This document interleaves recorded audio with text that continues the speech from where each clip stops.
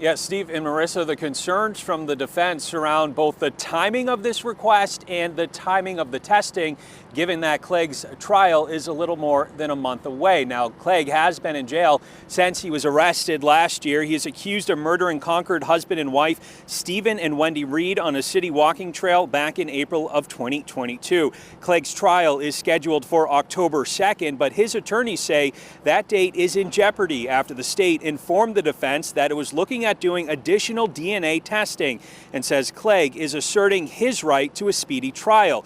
This would be the third round of DNA testing for the state, and Clegg's attorneys claim that at this time none of the DNA implicates their client in the deaths of the Reeds, and any additional testing is nothing more than a desperate shot in the dark.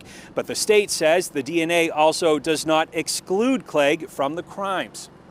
These are not results that they received yesterday.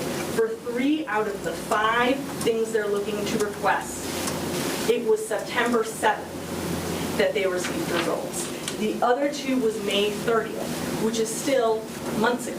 I think that the reality is that to the extent that this evidence could result in exculpatory evidence, the state cannot ignore it. Now, the judge was not happy with what he described as an 11th hour request from the state, but in the end, he is allowing this testing to go forward. He says he will decide at a later date if it will even be allowed to be admitted as evidence in this trial. Clegg's trial is still on par for October.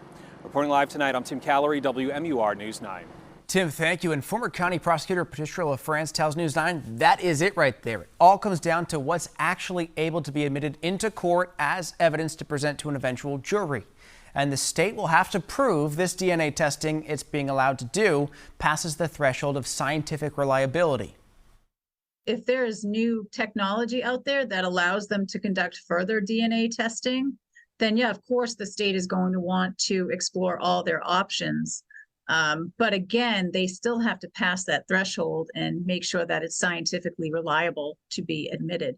You could have DNA evidence that links Mr. Clegg to the crime, but if it's not scientifically reliable, the jury will never hear that. And tonight, we are getting our first look at the prosecution's list of witnesses they may call to the stand. Ross Ketchke is live in the newsroom tonight. And Ross, what does the list tell us about this case? Well, Marissa, there are 89 names on this list. It shows just how complex and sprawling of an investigation it has been into the murder of Stephen and Wendy Reed. Now, this list includes federal, state, and local police, plus multiple forensic science experts. Also named as witnesses, former co-workers of Logan Clegg. Prosecutors list records keepers from multiple bus companies and airlines as well. Police had been tracking Clegg's international travel as part of their investigation. Homeland Security investigators had told Concord police that Clegg spent 5 months in Europe back in 2021. The purchase of a plane ticket to Germany is what led police to Clegg's location in Vermont, where he was arrested in October of last year, months after that alleged murder. Now, Clegg pleaded not guilty and has been held without bail for the last 10 months. Live in the newsroom, Ross Ketchke, WMUR News 9.